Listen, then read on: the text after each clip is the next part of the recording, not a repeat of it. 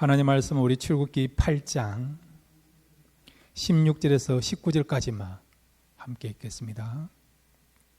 출애굽기 8장 16절에서 19절까지 말씀입니다. 여호와께서 모세에게 이르시되 아론에게 명령하기를 내 지팡이를 들어 땅에 티끌을 치라 하라. 그것이 애굽 온 땅에서 이가 되리라. 그들이 그대로 행할세 아론이 지팡이를 잡고 손을 들어 땅에 티끌을 치매 애굽 온 땅의 티끌이 다 이가 되어 사람과 가축에게 오르니 요술사들도 자기 요술로 그같이 행하여 이를 생기게 하려 하였으나 못하였고 이가 사람과 가축에게 생긴지라.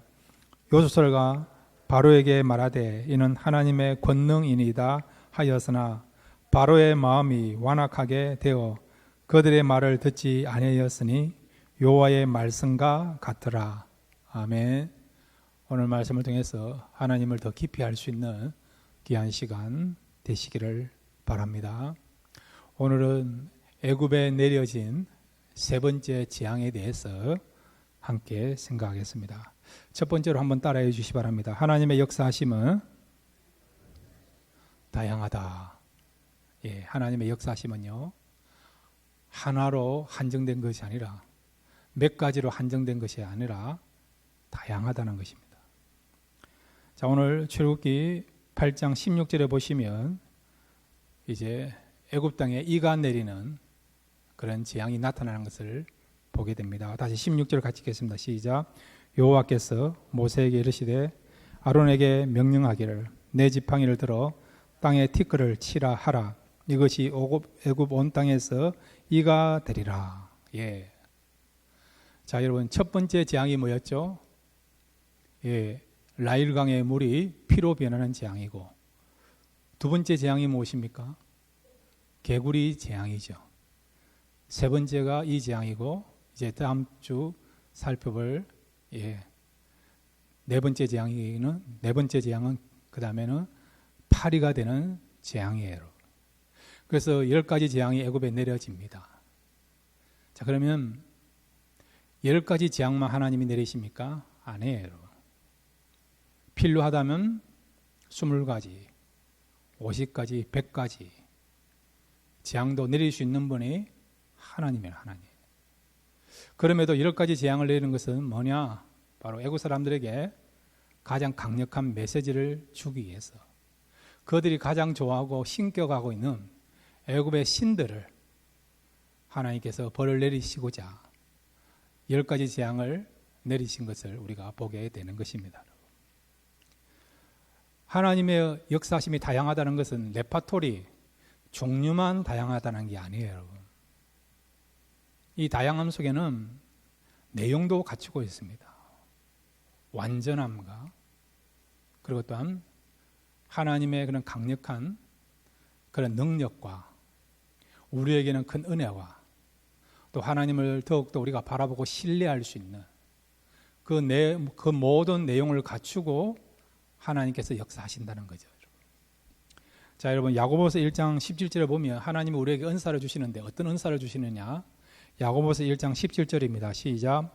온갖 좋은 은사와 온전한 선물이 다 위로부터 빛들의 아버지께로부터 내려오나니 그는 변함도 없으시고 회전하는 그림자도 없으시니라. 아멘. 하나님께서 우리에게 은사를 주시는데 이 은사라는 것은 달란트라는 의미도 있지만은 하나님의 은혜가 각 개인에게 주실 때에 그것을 또 은사라고 하는 겁니다. 은사. 은혜는 어떤 의미에서는 보편적이고 포괄적이에요. 근데 보편적이고 포괄적인 은혜가 각 개인에게 개인적으로 임했을 때 그것을 가지고 또 우리가 은사라고 하는 것입니다. 그런데 하나님 우리에게 주시는 그 은사가 한 가지가 아니가요. 얼마의 어느 정도의 은사를 주십니까? 온갖 좋은 은사와 온전한 선물이. 하나님께서 주시는 은사는요, 온전한 선물이에요. 완전한.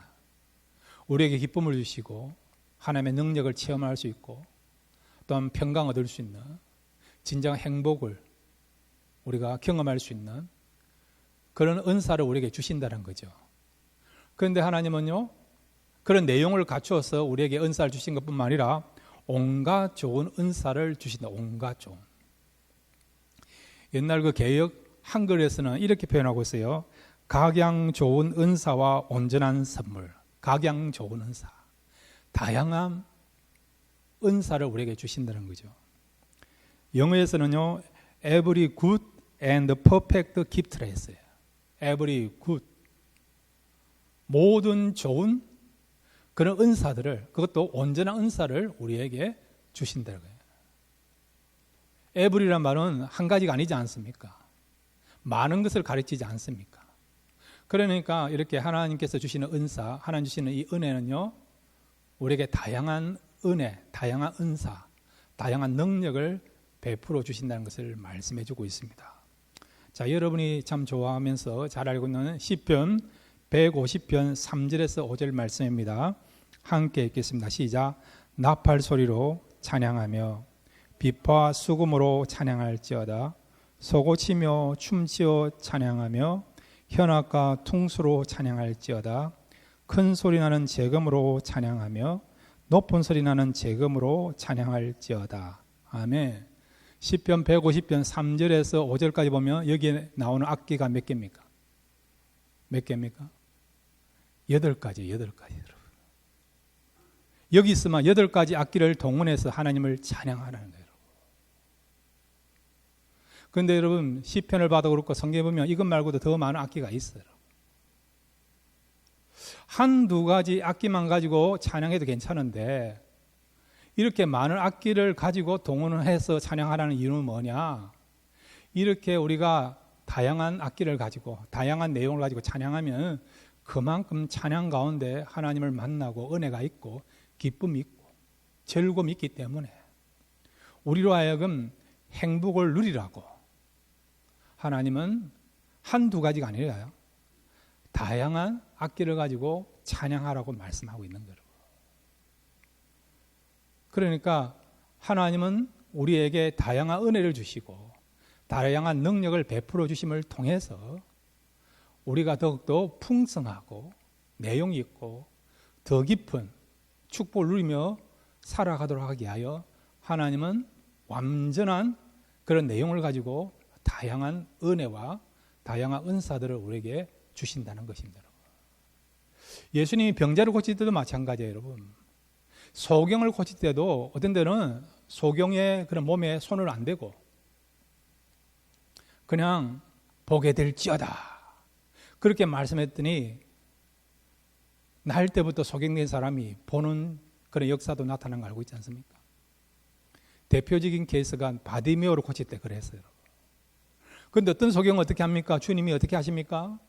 침을 뱉어서 흙을 이겨가지고 그 소경의 눈에다가 바르시고 그 다음에 실로암 못에 가서 씻어라. 그러면 보게 될 것이다. 그런 방법으로 소경을 고치신 것도 알고 있지 않습니까? 또 어떤 환자들은요 그냥 말씀만 하셨어요. 낫게 될지어다. 깨끗하게 될지어다. 그릇들이 고침받는 사람도 있고 어떤 사람은 주님 직접 찾아가셔가지고 그 간부의 손을 대시고 어루만지시고 고치시는 경우 있지 않습니까? 이렇게 주님의 그런 치유하시는 역사도 다양하다는 거예요. 왜 다양합니까? 이 다양함을 통해서 하나님의 풍성한 은혜, 또 하나님의 사랑, 하나님의 능력을 우리에게 보여주시고자 그것을 경험하라고, 그것을 경험하면 우리가 기쁘고 즐겁고 행복하고 영적으로 더 성장할 수 있으니까, 그리고 하나님을 더 신뢰할 수 있으니까 이런 목적을 가지고 다양한 은혜로 우리에게 찾아오시고 그 은혜를 베풀어 주시는 것입니다. 우리가 신앙생활을 하다 보면요 나름대로 감을 잡아요. 이번에는 이렇게 역사할 것이다. 다음번에는 또 다른 방법으로 역사하실 것이다. 감을 잡는 경우가 있어요. 그런데 감을 잡았지만 감대로 되는 경우도 있지만 감대로 되는 경우도 있지만 감대로 안 되는 경우도 있지 않습니까? 예측 불허의 그런 방법으로 하나님께서 역사하시는 것을 우리가 또 경험하고 있지 않습니까? 그러면 사랑하는 성도 여러분, 하나님의 역사하심은 다양하십니다. 우리의 지식과 경험으로 제한하지 마세요. 우리 나름대로 어느 정도 신앙생활 하면요, 우리의 지식과 경험을 가지고 제안해요. 이거는 된다 안 된다 이런 식으로. 그건 우리 수준에서 보는, 우리 관점에서 보는 그런 면들이죠. 그런데 하나님은 우리보다 더 높으시고 더 넓으시니까 우리가 생각할 수 없는 다른 방법을 통해서도 얼마든지 역사를 나타낼 수 있는 분이 하나님이십니다. 그러므로 하나님의 다양함을 인정하시고 이번에는 어떤 은혜로, 어떤 축복으로, 어떤 방법으로 우리를 새롭게 하시고 회복해 주시고 구원해 주시는가, 날마다 하나님께 무한한 기대를 가지고 하나님을 바라보고 의지하며 살아갈 수 있는 저와 여러분 되시기를 바랍니다. 두 번째로 여러분, 오늘 이 세 번째 이 재앙을 통해서 우리에게 주시고자 하는 귀한 교훈이 있습니다. 한번 따라해 주시기 바랍니다. 경고 없이 재앙이 임할 수 있다. 예, 하나님께서는요, 재앙을 내릴 때에, 심판하실 때에, 벌을 낼 때에 먼저 경고하십니다. 예고를 하십니다. 축구 경기를 보면 좀 깊은 태클을 하면 어떻게 합니까? 바로 이렇게 레드 카드를 꺼내지 않고 어떻게 합니까? 옐로 카드 하죠. 주지 않고 옐로 카드. 처음에는 구두로 주의를 줘요. 그렇게 하지 말라고. 그런데 그것이 넘어가면 어찌 됩니까? 이제 옐로 카드 주지 않습니까? 다시 한 번만 어찌 됩니까? 레드 카드 낸다. 하나님도 마찬가지예요. 우리가 잘못했을 때에 경고하십니다. 옐로 카드를 우리에게 주십니다. 그렇게 하면 안 돼. 그러십니다. 옐로 카드를 내밀어서 우리를 하여금 깨닫게 하고 회개케 하고 돌이키게 하십니다. 그런데도 우리가요, 이 옐로 카드를 받아도 무시하고 하나님의 말씀을 듣지 않으면 어떻게 됩니까? 레드 카드를 내죠. 재앙이 나타나고 심판이 나타나는 경우 있죠. 자, 여러분, 이 재앙하고 앞에서 나타나 있던 첫 번째, 두 번째 재앙하고 차이점은 뭐냐? 물이 변하여 피가 되는 재앙, 첫 번째 재앙. 개구리가 올라오는 재앙, 두 번째 재앙 때는요, 하나님이 먼저 경고하셨습니다. 바로가 보내지 아니하면 어떻게 해요? 라일 강물이 어떻게 해요? 피로 변하게 될 것이다. 바로가 백성들을 내보내지 아니하면 개구리가 올라오게 될 것이다. 경고하셨어요. 그런데 이 세 번째 재앙, 이 재앙은요, 경고 없이 바로 재앙이 나타나는 것을 보게 됩니다. 자, 출애굽기 8장 16절 17절을 같이 읽겠습니다. 시작. 여호와께서 모세에게 이르시되 아론에게 명령하기를 내 지팡이를 들어 땅에 티끌을 치라 하라. 그것이 애굽 온 땅에 이가 되리라. 그들이 그대로 행할세. 아론이 지팡이를 잡고 손을 들어 땅에 티끌을 치매 애굽 온 땅의 티끌이 다 이가 되어 사람과 가축에게 오르니. 예. 그 어디에도 하나님께서 경고의 말씀이 없어요. 바로가 이 백성을 내보내지 아니하면 어떻게 해요? 땅의 티끌이 이가 될 것이다. 그 말이 없어요. 바로 하나님 명령하십니다. 땅의 티끌을 치라. 그러면 이가 될 것이다. 그렇게 말씀하시죠. 경고 없이 바로 재앙이 나타난 것을 보게 됩니다. 반면에 보면 출애굽기 8장 2절, 지난주 우리가 읽었던 말씀이에요. 출애굽기 8장 2절을 같이 읽겠습니다. 시작. 내가 만일 보내기를 거절하면 내가 개구리로 너의 온 땅을 치리라. 아멘. 두 번째 재앙, 개구리가 올라오는 재앙은 어떻게 나타납니까? 경고하지 않습니까? 만일 바로 너가 내 백성을 보내기를 거절하면 내가 개구리로 너의 온 땅을 치리라. 예. 경고했습니다. 바로에게. 그런데 결국 어떻게 합니까? 바로가 무시하지 않습니까? 여호와가 누구냐 하면서. 그랬더니 그 나일 강물에 있는 개구리들이 올라와서 애굽 점령을 덮음을 말미암아 애굽 사람들이 지금 혐오감을 느끼고 생활에 불편함을 느끼는 일이 일어났죠. 그래서 바로가 어떻게 합니까? 그제서 이 일이 하나님께로 온 것을 알고 모세에게 애원하지 않습니까? 여호와께 간청해서 이 개구리들을 몰아내게 해달라. 그러면 이 백성들을 내가 보내겠다. 약속을 했죠. 그래서 모세가 그 약속을 믿고 어떻게 합니까? 하나님께 나와 기도하지 않습니까? 기도했더니 하나님께서 모세의 기도를 들어주셔서 애굽에 지금 올라와 있는 개구리들을 다 몰아내지 않습니까? 다 죽이지 않습니까? 바로의 입장에 보면 지금 문제가 해결되게 된 거예요, 여러분. 그러면 모세에게 약속한 대로 보내야죠. 그런데 바로가요, 개구리의 문제가 해결되고 난 뒤에 바로 보냈습니까? 안 보냈습니까? 안 보냈죠. 문제가 해결되니까 살만 나니까 어떻게 약속을 어긴 것이죠. 보내지 않지 않습니까? 그랬더니 바로 나타난 것이 뭐라고요? 세 번째 재앙이 뭡니까? 오늘 이 재앙이라는 거예요. 이미 두 번에 걸쳐 경고한 겁니다. 첫 번째 재앙에 대해서도 경고하고 그 다음에 재앙이 나타나고 두 번째 개구리 재앙도 마찬가지예요. 먼저 예고하고 그 다음에 재앙이 나타나고 이런 하나님의 경고를 무시하니까 세 번째 재앙, 이 재앙은 어떻게 합니까? 경고 없이 옐로 카드 없이 바로 레드 카드가 들어간 거예요, 여러분. 바로 재앙이 나타나게 된 것을 보게 되는 것입니다. 그러니까 하나님이 예고 없이 재앙을 허락한다는 것은 어떤 의미입니까? 이미 예고했는데도 불구하고 경고했음에도 불구하고 하나님의 음성을, 하나님의 명령을 우리가 거역하고 무시하니까 결국 어떻게 해요? 바로 재앙이 나타난다는 것을 보게 되는 것입니다. 자, 노아 때도 마찬가지예요. 노아 때 무슨 일이 일어났습니까? 물을 통해서 심판이 나타났죠. 홍수 심판이 나타났죠. 그러면 여러분, 그때에 살아남은 사람이 얼마나 됩니까? 몇 사람이 살아남았죠? 8명. 노아가 8명입니다. 그 당시 전 세계에 못 살아도 1억 명은 살았을 거예요. 1억 명. 1억 명 가운데 여러분 8명이 살은 거예요, 여러분. 그러면 하나님께서 이 재앙을 내리셨는데 예고 없이 재앙을 내렸을까요? 예고하고 재앙을 내렸을까요? 예고하고 내린 것입니다. 히브리서 11장 7절을 같이 읽겠습니다. 히브리서 11장 7절입니다. 시작. 믿음으로 노아는 아직 보이지 않는 일에 경고하심을 받아 경외함으로 방주를 준비하여 그 집을 구원하였으니 이로 말미암아 세상을 정죄하고 믿음을 따르는 의의 상속자가 되었느니라. 아멘. 그 당시에 살고 있는 모든 인류가 물의 심판을 받아서 물의 재앙을 받아서 죽을 수밖에 없는 그런 상황이었는데 하나님은 어떻게 해요? 그 재앙을 내릴 때에 경고했나요? 안 했나요? 한 거예요. 한 것입니다.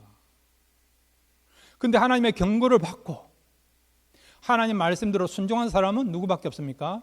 노아밖에 없는 거죠. 나머지 사람은 이런 경고를 받고도 무시한 거예요, 여러분. 비도 안 오는데 무슨 비가 온단 말이냐? 홍수가 온단 말이냐? 하나님의 말씀, 하나님의 음성을 무시한 겁니다. 그랬더니 결국 어찌 됩니까? 홍수 심판이 나타나서 하나님의 경고를 무시한 사람들은 결국 물의 심판을 받아서 죽는 일이 일어나게 되게 된 거예요. 반면에 경고를 받고 방주를 만들었고 방주 안에 들어간 누굽니까? 노아와 그의 가족들은 살게 되는 것을 보게 되는 것이죠. 지금도 마찬가지 여러분. 하나님은 심판하실 때 또한 벌을 내리실 때 재앙을 내릴 때에 그냥 내린 게 아니고 경고하십니다. 그 경고를 우리가 들을 때에 우리는 판단력을 가지고요. 아, 이것이 하나님의 경고구나. 돌이키라고 하는, 회개하라고 하는, 하나님께 돌아오라고 하는, 믿음 생활을 제대로 하라고 하는 그런 경고구나. 그런 음성을 들으시고 우리가 돌이키고 회개하고 바르게 사시면 재앙으로부터 벌로부터 벗어나게 되고 다시 하나님의 은혜를 누리고 하나님의 축복을 받고 또 모든 물이 회복되는 역사가 일어나게 될 줄로 믿습니다. 바로처럼 하나님의 경고를 무시해서 바로 재앙을 받는 그런 삶이 아니라 하나님의 경고를 우리가 받았고 깨달았다면 그것을 우리가 존중히 여기면서 하나님의 말씀대로 순종하시고 하나님께 나오시면 하나님께 그런 자들을 회복해 주시고 은혜를 베풀어 주시고 구원해 주시는 역사를 경험하게 될 줄로 믿습니다. 날마다 하나님의 경고를 무시하지 않고 존중히 여기며 살아갈 수 있는 저와 여러분 되시기를 바랍니다. 세 번째로 여러분 오늘 이 재앙을 통해서 우리에게 또 주시고자 하는 귀한 교훈이 있습니다. 한번 따라해 주시기 바랍니다. 복의 권위는 하나님이시다. 예. 자, 오늘 성경 다시 한번 우리가요. 출애굽기 8장 16절, 17절을 같이 읽겠습니다. 시작.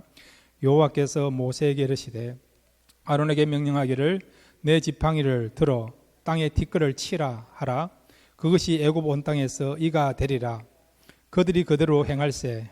아론이 지팡이를 잡고 손을 들어 땅에 티끌을 치매 애굽 온 땅의 티끌이 다 이가 되어 사람과 가축에게 오르니. 예. 자, 첫 번째, 두 번째 재앙은 어디에서 일어난 재앙입니까?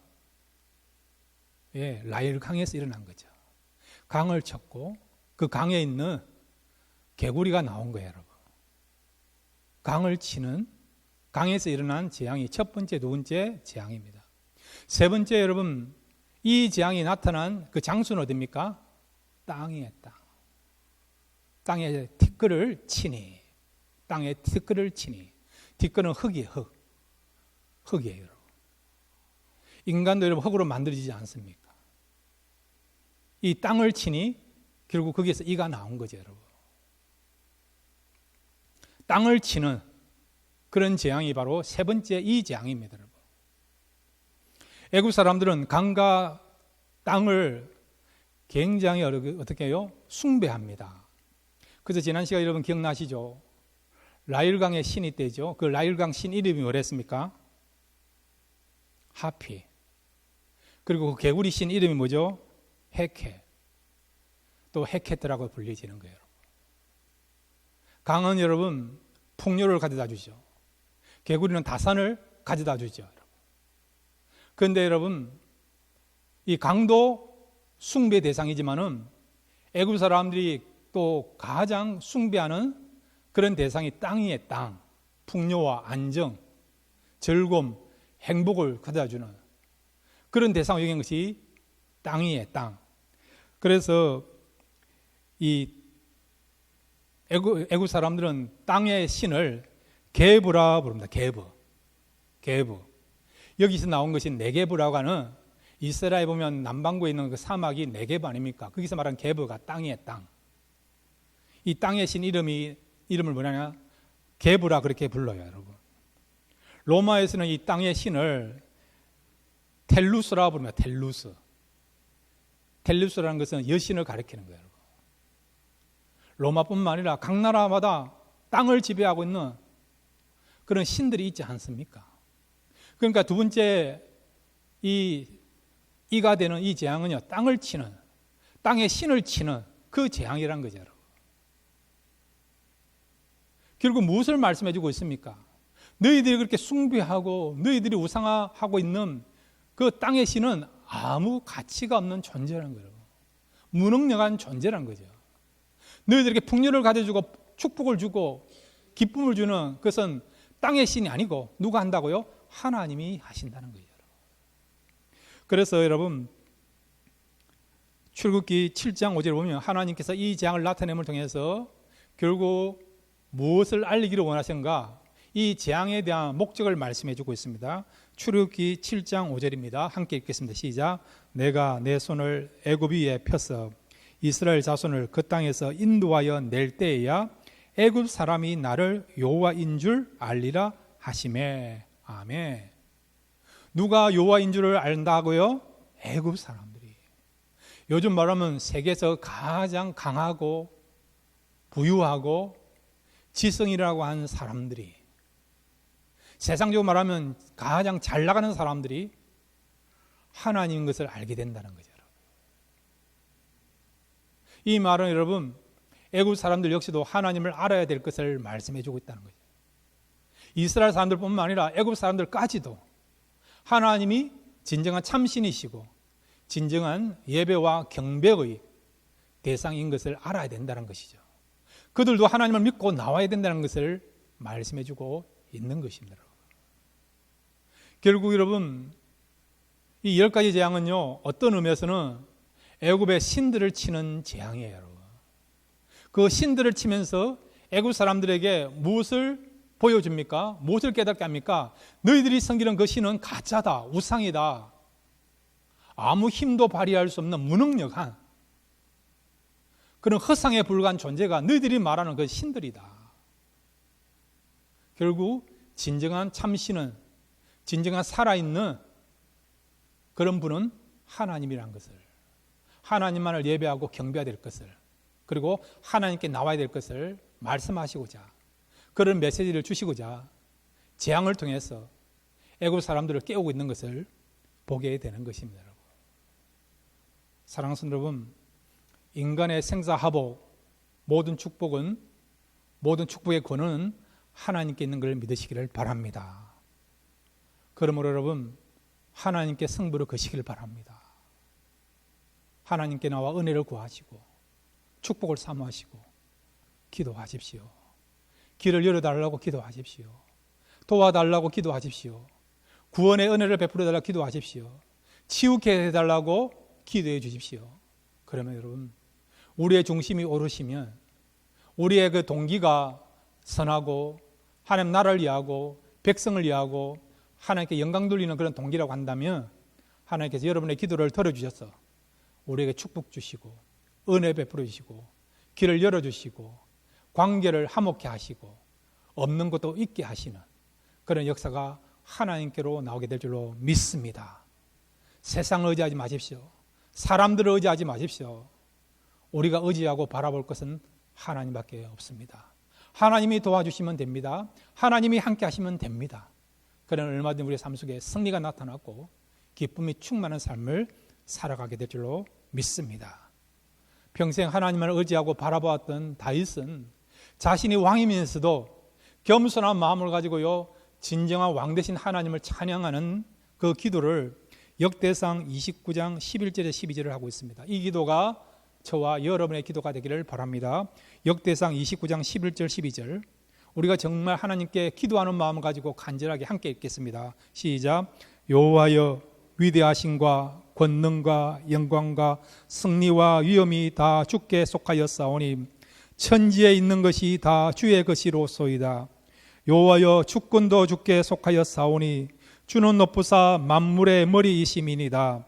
부와 귀가 주께로 말미암고 또 주는 만물의 주제가 되사 손에 권세와 능력이 있사오니 모든 사람을 크게 하심과 강하게 하심이 주의 손에 있나이다.